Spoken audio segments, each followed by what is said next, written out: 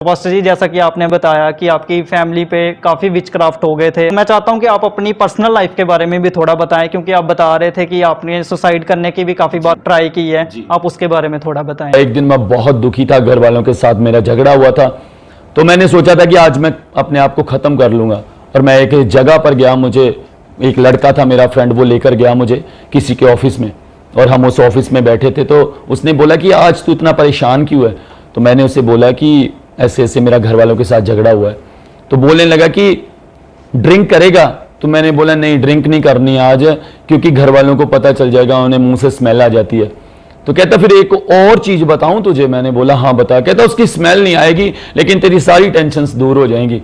मैं क्या ठीक है, मुझे बता वो क्या चीज़ है।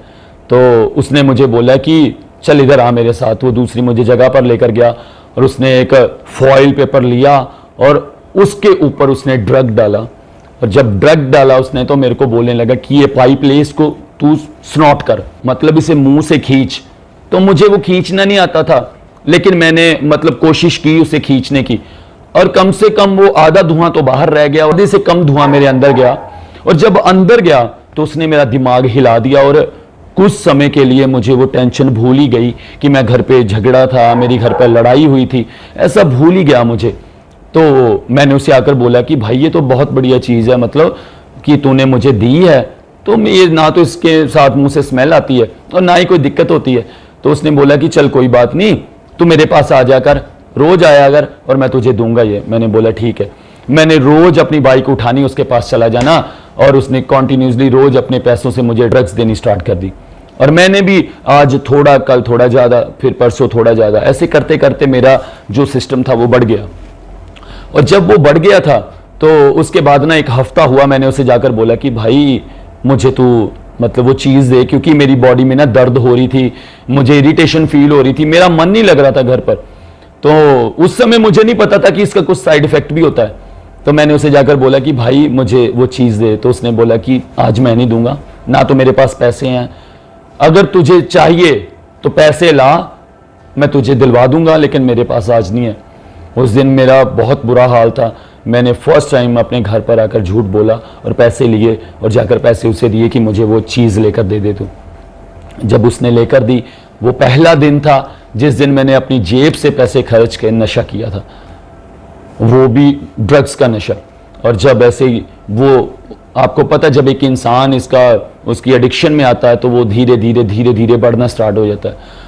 तो क्या हुआ कि जब ऐसे धीरे धीरे हम बढ़ना स्टार्ट हो गए, तो फिर वो लड़ाइयाँ भी अपर लेवल की होनी स्टार्ट हो गई।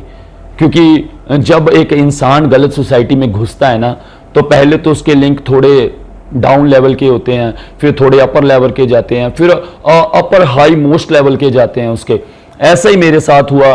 पहले स्कूलिंग की लड़ाइयाँ थी, स्कूलिंग टाइम पे लड़ाइयाँ थी, फिर उसके बाद जब हम अपना आइल्स सेंटर में गए, फिर उस लेवल की लड़ाइयाँ स्टार्ट हुई। और फिर जब हम उस सिस्टम में, एक गंदे सिस्टम में हम पड़ चुके थे, तो उस सिस्टम में हमें और गंदे लोग मिल गए जो कि बहुत बुरे तरीके से लड़ाई झगड़ा करते थे। तो फिर हमारी लड़ाइयाँ भी कुछ हाई लेवल की होनी स्टार्ट हो गई।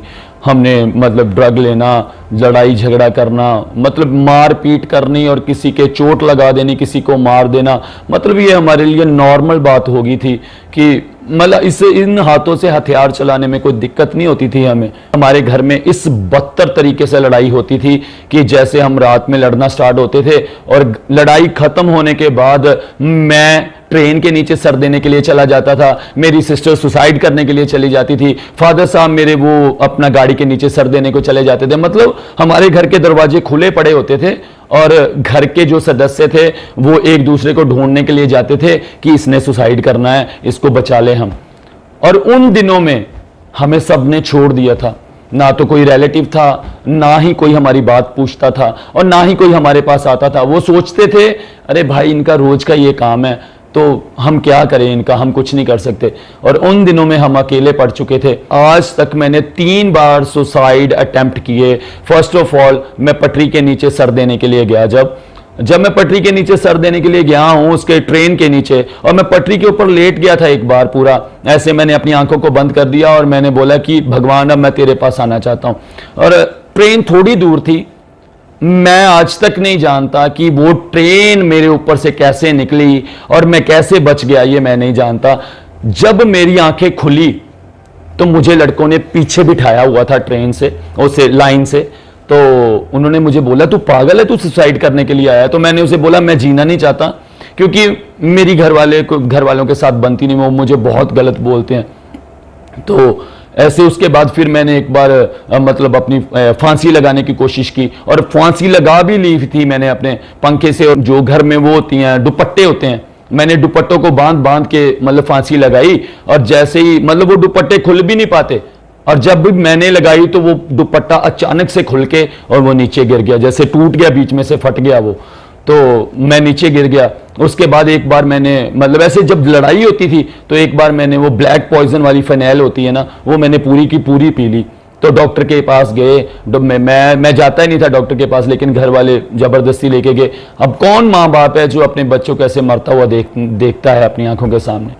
तो मुझे हॉस्पिटल लेके गए और डॉक्टरों ने बोला कि इसने जो किया ये गलत किया है, तो आप इसने क्या किया हमें बताओ। तो मेरे फादर साहब ने बोला कि इसने ऐसे ऐसे ये कर दिया है। तो उन्होंने बोला कि हम इसका इलाज तो ज़रूर करेंगे, लेकिन इसका कुछ भी साइड इफ़ेक्ट इसके अंदर हुआ होगा तो हम उसकी जिम्मेवारी नहीं लेते। और ऐसा ही हुआ। उन्होंने मेरा इलाज तो किया, मेरे नाक में पाइप डाला और उन्होंने सारा बाहर निकाल दिया, लेकिन उसके पीने से मेरे अंदर पॉइजन फैल चुका था और मेरी लार्ज इंटेस्टाइन में, मेरे स्टमक में सारे के सारे अल्सर्स हो चुके थे। और मैं कुछ भी मतलब उन्होंने बोला था कि अब ये आसानी से कुछ खा पी नहीं पाएगा। तो क्या हुआ कि जब मैं मतलब वो अल्सर्स तो हो गए थे, मुझे हॉस्पिटल से छुट्टी मिली, और उन अल्सर्स के बावजूद भी मैं घर पर आकर फिर ड्रग्स लेना स्टार्ट कर गया, और ड्रग्स लेता गया। मतलब इस हद तक मैं बढ़ गया था कि मैं इंजेक्ट करने लग गया था मैंने सुबह उठना और ड्रग्स का इंजेक्शन लगाना, दोपहर में, फिर मैंने शाम में, रात में। मतलब मैं बेड से उठते समय और बेड पर लेटते समय सिर्फ ड्रग पर ही जिंदा रहता था।